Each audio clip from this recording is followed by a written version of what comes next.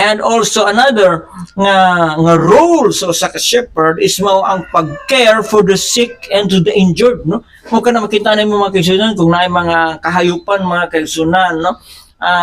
Yang gina-care og naay masakit, no? Pa-injection na niya na siya og naay maluya iyang dasigon mga kaigsunan og mag-care sa mga mag-ampo sa magsakit mga kaigsunan. That is the role of a shepherd mga kaigsunan.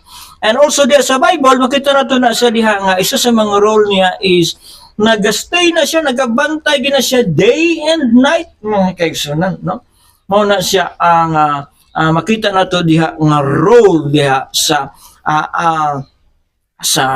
atong ginatawag nga shepherd mga kaigsunan. Mo kana nga diyan nato makita sa atong gibasa that the Lord is my shepherd, I shall not want, I will lack nothing. Wala gay magkulang kanato kung ang atong magbalantay mo ang Dios og mao mag-lead kanato diya. He lead us in the quiet waters and refreshes my soul. Maghatag kanato refreshment, strength, encouragement, guidance mga kaigsunan, no? Comfort mga kaigsunan. Muna nga gikinahanglan nato nga naay ginatawag nga shepherd mga kaigsunan, no? And also makita nato that the shepherd, no, according diya mabasa nato diya sa Ezekiel chapter 34 verse 11 to 16, no? For this is what the sovereign Lord says, I myself search for my sheep and look after them, no? And look after them as a shepherd look after his scattered flocks, and when he is with them, so I will look after my sheep. I will rescue them for all the places where they are scattered on a day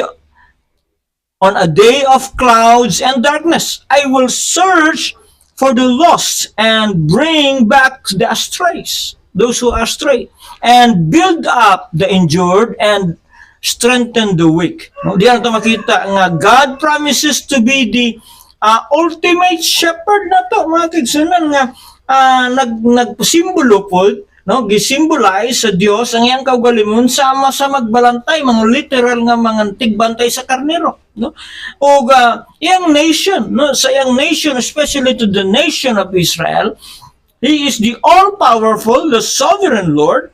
And ingon siya, I will look after them. No, nagpromise siya nga iyang bantayan ang iyang katawhan mga kaigsunan. And also diha makita nato diha as a shepherd, no?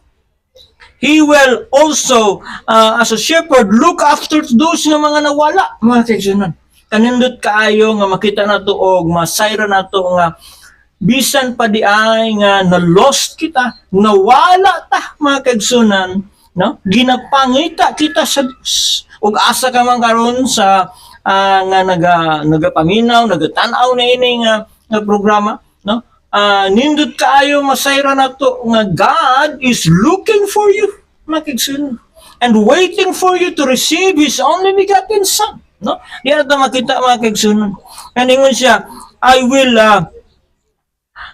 will look for those who are scattered. Ingon siya, I will look for after my sheep, and then sa pag-promise sa Ginoo, I will rescue them from the place where they were scattered on the day of cloud and darkness. Sa panahon di ay, no, ingon diha sa Ezekiel chapter 34 verse 11 to 16, ingon diha, no, nga ang Dios di ay, no, will rescue us, no, in the moment of darkness, no? So makita nato diha nga if we are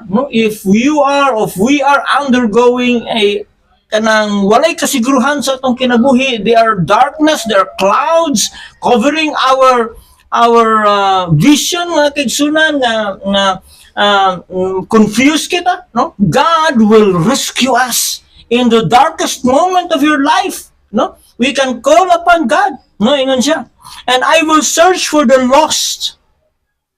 Ang taon ta mga kaigsunan, kanindot kaayo nga verse mga kaigsunan that He will seek for us mga kaigsunan. He is also seeking us and strengthen, kung maluya kita, so He will strengthen the weak mga kaigsunan, no? O kana siya nga mga promesa nga atong makita that God taking the role, mga kaigsunan, of a shepherd sa atong kinabuhi, mga